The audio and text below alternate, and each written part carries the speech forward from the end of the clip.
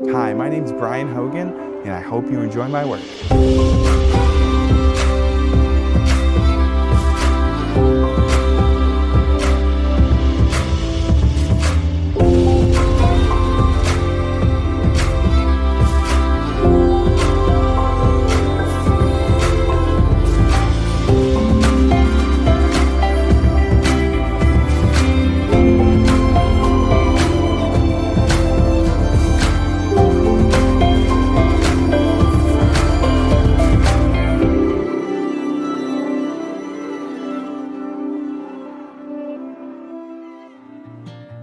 I think what makes Grace special is the way patients are welcome and included here and the respect that they're given. They know from our staff members that they're being treated as equals, and I think patients over time appreciate that.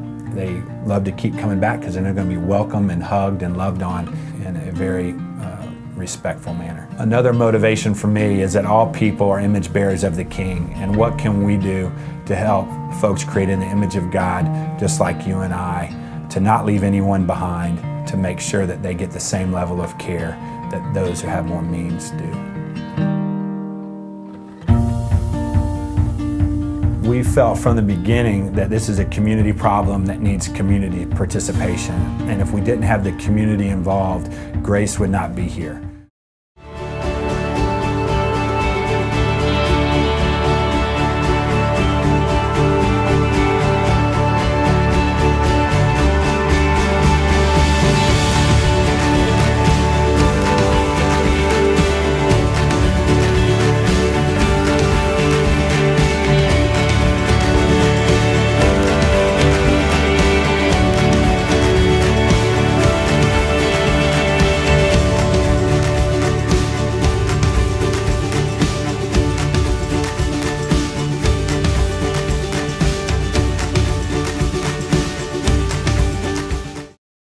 Challenges are what excite me. If you think about it, when you're working out, you have to stretch in order to have a safe workout, but you have to push yourself a little harder, a little farther. Sometimes there's pain for a little while, and then you get past that, and then you're stronger. And I feel like Summit has been stretching for a long time and gone through some pretty painful times, and a lot of sore muscles have been the results. But as a body of people keeps pushing through that, keeps working out, keeps following God, trusting God, and carrying forward in what it is that God's calling as this collective group of people kind of ebbs and flows through life, but they're doing it in Christ.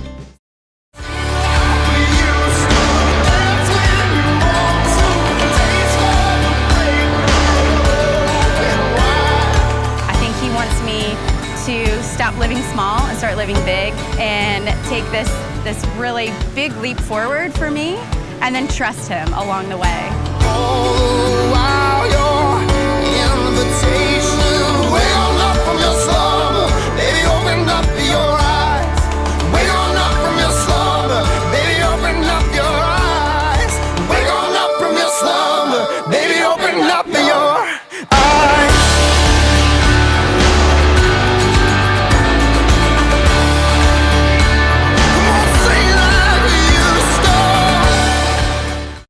And that was exactly the place that Heidi was in. She was so caught up with the heart that God had given her for these poor and extremely vulnerable children in the capital city of Ethiopia. And she set to work doing whatever she could to rescue these children, to change their circumstances. And it was so inspiring to see that she wasn't going to wait for someone to pave the way for her. She was going to do whatever she needed to do. There is a deep poverty in Ethiopia. Many children are living in the streets. Many children have no food, and many children even did not go to school because of the deep poverty. Children, as well as families, their moms are crying before they came to I Care for the Nation. So when the woman comes here, we was focusing to do in order to free themselves from that stress and that challenge so that they can create whatever they want to do for themselves and the family in order to make their own money, and so that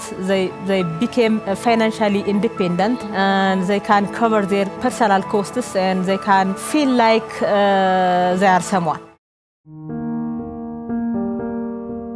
Having the ability to go where I need to will help everyone in the family. I mean, certainly Sarah and me, but also the boys, because then the boys and I can have adventures on our own. I can't go anywhere with just one of the boys or just the two boys unless, again, we have somebody there to help us or we don't get out of the van.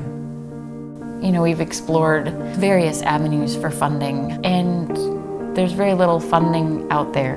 And there have been so many people that we've met over the years who have said, you know, we'd love to help, just let us know how. And so I think for us, this is what we're doing. This is how we could use help. Certainly we recognize that we are not the only ones who have needs and burdens. And so if this is a way that you would feel led to help our family, we're extremely grateful. And if this is not how you feel you can help us, or if there are other things that are pressing on you, then certainly we respect and understand that too.